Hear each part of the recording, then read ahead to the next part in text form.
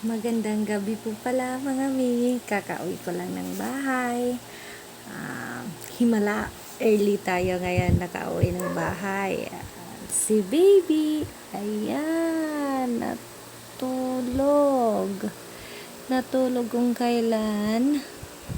Anong oras na? For hapon, early kasi ako. Early ako ngayon nakauwi ng bahay. Tapos galing ako sa Regina Heights.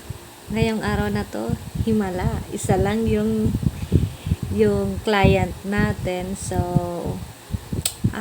medyo makakapagpahinga ako ngayon dahil kagabi kahapon pala. Kahapon is late na kami nakapagsimula sa Tanawan. Kahapon, nasa Bislig, Tanawan po ako. Doon ako galing kahapon. Tapos, pero sinundo ako kagabi. Sinundo ako kahapon dito. Tapos, nakauwi ako, hinatid ako dito sa bahay sa 2 a.m. na, magde-3 na pala yun. Kaya pagod talaga yung mami nyo.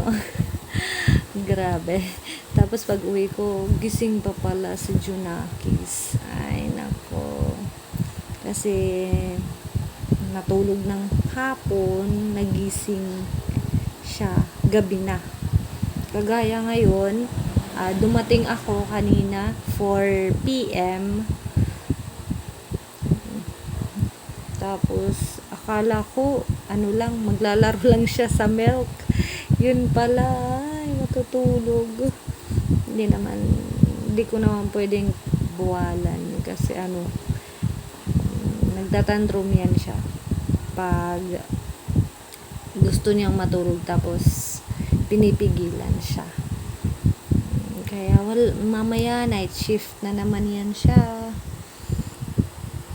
Ay, gusto ko matulog, bawiin yung puyat ko.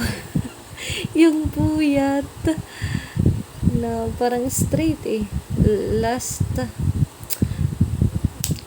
month fully booked din ako, tapos ngayon, pero thanks sa mga clients. Thank you Lord. Thank you Lord. Ngayon nakakapagpahinga naman na, kasi sa isang araw isa lang. So thank you Lord sa biyaya. So ngayon gusto ko magpahinga, pero marami akong gustong gawin. Kasi ngayon lang din ako kumbaga may time na makapagligpit sa kwarto. Yung mga gamit na imbis dati naayos na namin, ayusin na naman ulit. Ay nako mga mi, sige lang.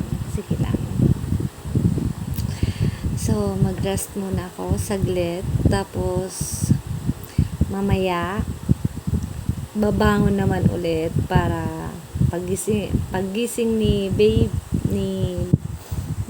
Junakis, yan na lang din yung time na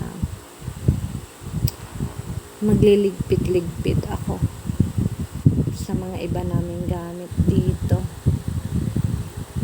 Ayos na kasi namin yan dati, pero may kaganapan na hindi inaasahan. Tapos sige lang, okay naman. Kaya rest muna tayo mami. Bye bye.